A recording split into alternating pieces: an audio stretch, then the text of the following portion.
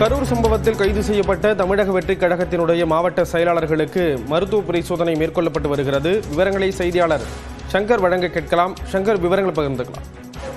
ஸ்ரீராம், தற்பொழுது பார்த்தீங்கன்னா செப்டம்பர் 27ஆம் தேதி அன்று கரூர் மாவட்டம் வேலுச்சாமி நகர் பகுதியில் தமிழக வெற்றிக் கழகத்தினுடைய பரப்புரையானது விஜய் தலைமையில் நடைபெற்றது.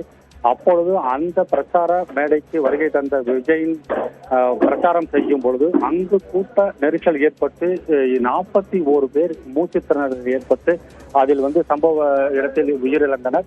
மேலும் அவர்களிடம் உடல் கூறு ஆய்வானது கரூர் மருத்துவக் கல்லூரி மருத்துவமனையில் நடைபெற்று அவர்களுடைய உறவினர்களிடம் உடல்களை ஒப்படைத்த நிலையில் இந்த கூட்டத்திற்கு ஏற்பாடு செய்த மாநில பொதுச் செயலாளர் புஷி ஆனந்த், மாநில துணை பொதுச் செயலாளர் நிர்மல்குமார் மற்றும் மேற்கு மாவட்ட செயலாளர் கரூர் மேற்கு மாவட்ட செயலாளர் மதியழகன், அவருடன் இருக்கக்கூடிய மாநகர பொறுப்பாளர் பவுன்ராஜ் ஆகியோர்கள் மீது கரூர் நகர் போலீசார் 5 பிரிவின் கீழ் வழக்கு பதிவு செய்யப்பட்டுள்ளனர்.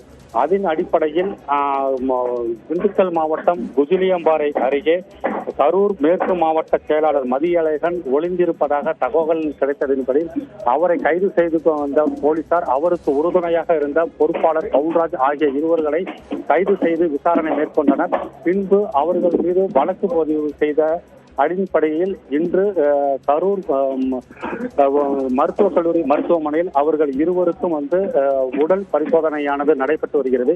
இந்த உடல் பரிசோதனைக்காக வெள்ளூர் மாவட்ட கண்காணிப்பாளர் மயில் வாகனம் தலைமையில் 150க்கும் மேற்பட்ட காவல்துறையினர் பாதுகாப்பு பணியில் ஈடுபட்டு வருகின்றனர்.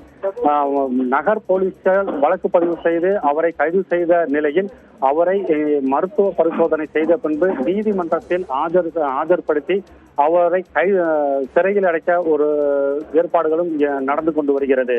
ஸ்ரீராம், விவரங்களை வழங்கியதற்கு நன்றி சங்கர்.